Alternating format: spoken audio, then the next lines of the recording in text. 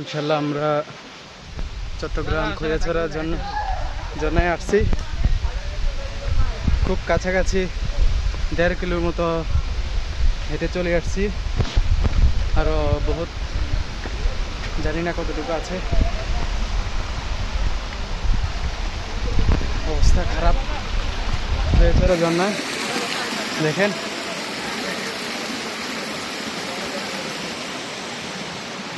এদিকে দেখাও।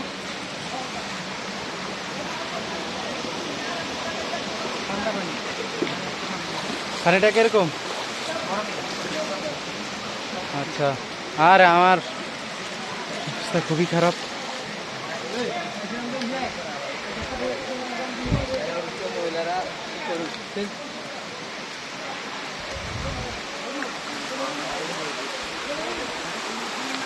এদিকে তাকান না।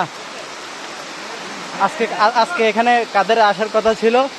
যারা 2জন সৌভাগ্যবান ব্যক্তি আসে নাই আজকে। আপনারা আল্লাহ তাআলার নিয়ামত থেকে বঞ্চিত হলেন। এত সুন্দর আল্লাহ তাআলার সৃষ্টি দেখেন না, দেখে নাই।